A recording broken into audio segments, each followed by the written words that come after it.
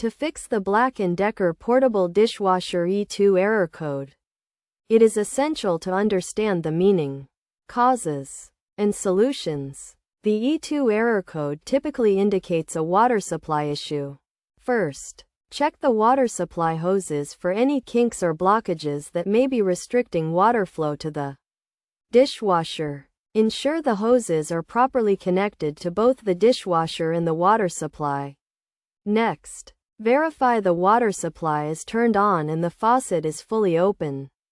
Also, check the dishwasher's water filter for any debris or mineral buildup that may be obstructing water flow. In some cases, the E2 error code can be caused by a faulty water inlet valve or a malfunctioning sensor.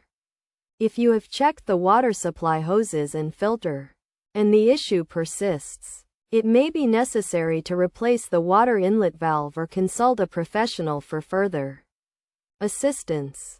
To prevent future occurrences of the E2 error code, regularly check and maintain the water supply hoses and filter. Additionally, run a cleaning cycle on the dishwasher every 1 to 3 months to remove any grease and food residue that may be accumulating.